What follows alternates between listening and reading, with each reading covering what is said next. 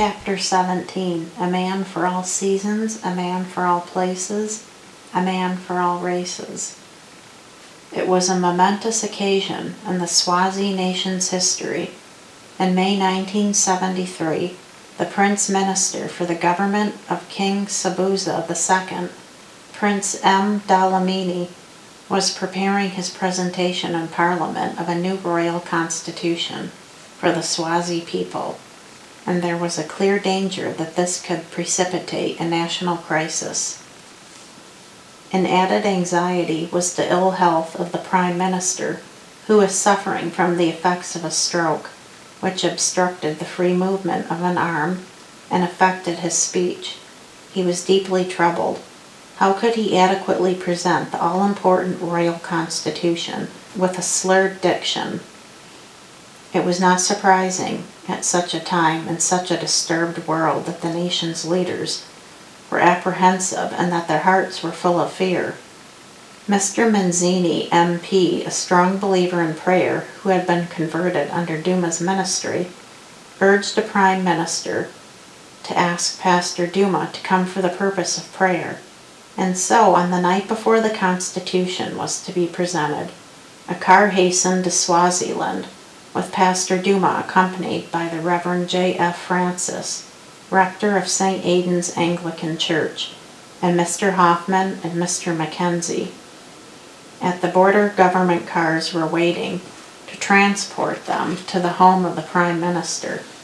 Anointed by the power of the Holy Spirit, Duma made the simple, urgent request that the speech impediment and paralyzed arm would be healed, that Prince Dlamini might have freedom of spirit and freedom of speech, and that the new royal constitution might have a totally peaceful reception, with neither disturbances nor opposition.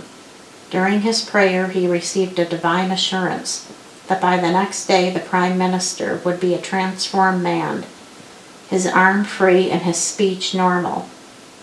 The following morning, King Sobhuza II, Knight of the British Empire, requested Pastor Duma and his group to go to the palace to pray, that there might be no unrest nor public opposition during the presentation of the new constitution. He also requested prayer for himself, as he was also unwell. The servant of God, with a warm smile, gentle voice, and holy dignity, answered the king's request, saying, "I can pray for the peaceful introduction and reception of the new constitution. I can pray for your health because you need prayer personally, but I can't pray for you as the king. You are the king of Swaziland, but you first must bow down to my king, King Jesus." The king replied, "I have heard many things in my life, but as far as I am concerned, it seems to me that this Christ was dead. Now he has come alive through this man speaking to me in such a manner." The king then knelt, confessed his belief in Jesus Christ, and admitted that Jesus Christ was King of Kings. Pastor then said, "Now I can pray for you."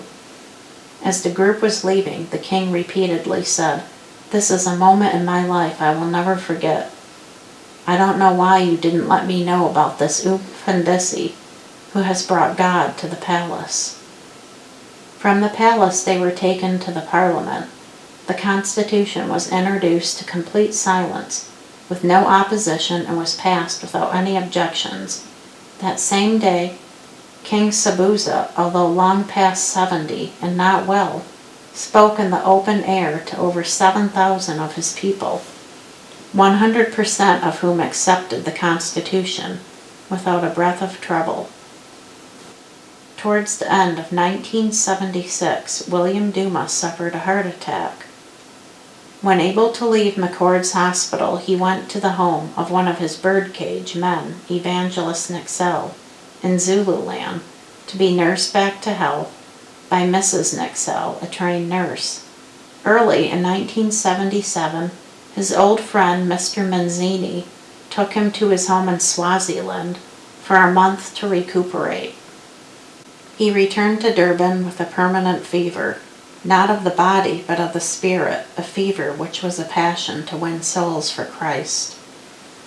From his pulpit in Jenny Road, he told his people, "I am eaten up with the burning desire to win souls. My people, I want to see you all in heaven." As time passed, the fever did not diminish. As if wanting to make the most of his remaining time, during 3 consecutive extremely hot days, he elected to visit 3 different towns, each some distance from Durban. He traveled in a car through the heat, held a service, and returned home to sleep. His friends dreaded another collapse. Impervious to their concern, he toiled, planned, and consumed his energies, as if he knew instinctively that his days were numbered. He journeyed to Zululand, where he baptized 13. Then, on 21 August, another 28 were baptized at Jenny Road. Then, to the surprise of his people, he announced that on Wednesday, 5 October, a special baptismal service would be substituted for the normal prayer circle meeting. Never before had he departed from the normal practice of his ministry, and his congregation felt a secret aching premonition. They noticed that he took an unusual interest in the personal arrangement of that service. Why Wednesday and not Sunday?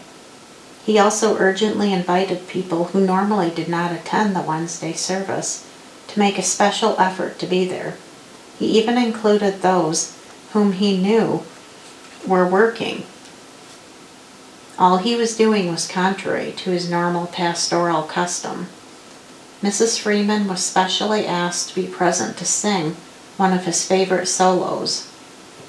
One of the church members, Mrs. Maria Newbane, who was converted under the pastor's ministry, recalled the service. On that morning, Wednesday, 5 October 1977, the church was full to capacity.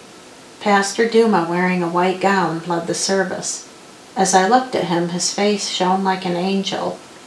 After the opening hymn and prayer, he called for the soloist, Mrs. Freeman, whom he had specially invited to sing. However, before she sang, he spoke strangely to the congregation. They were amazed, shocked.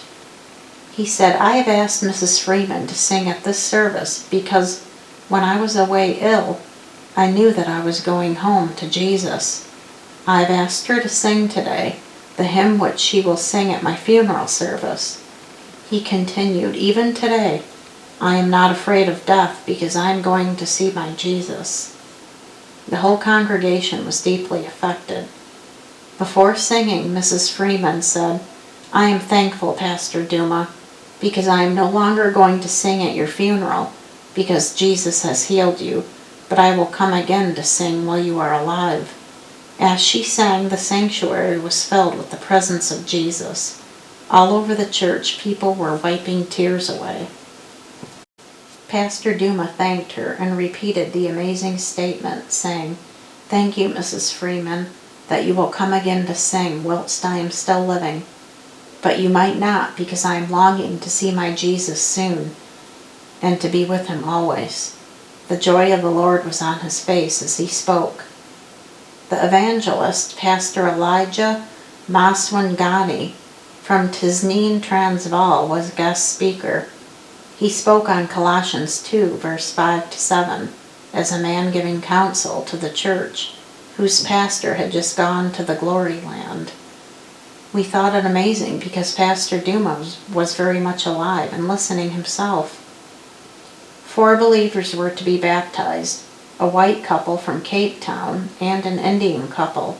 When Pastor was about to baptize the Indian woman, he asked for her confession of Jesus. His face suddenly looked gray and strange. The words he spoke were blurred and could not be clearly understood. I thought the Lord was baptizing him afresh in the Holy Spirit, as Christ's presence was so deeply felt throughout the church. However, he recovered miraculously and completed the service. He left the water as if nothing had gone wrong with him. The service was over. Duma invited the visitors to the manse for refreshments, after which he went to rest. Disturbed about his condition, someone went to see how he was. He found him very restless, obviously in pain, but attempting to hide it. That night he was in a serious condition in McCord's Hospital, the hospital in which, for many years, he had taken regular services for the nurses. From Wednesday night to Saturday he lay very ill. On Saturday, 8 October 1977, he died. The funeral service, held a week later at the Central Baptist Church, Durban, was packed to more than capacity. All over the building, 3 people were sitting on 2 chairs. Aisles were filled and the entrance was crowded with people standing. The outside pavements and the street were full of mourners. The 4 races of the Republican leaders of several denominations were there. All wanted to say thank you for the life of Pastor William Duma, to glorify God for the life of such a man for all seasons.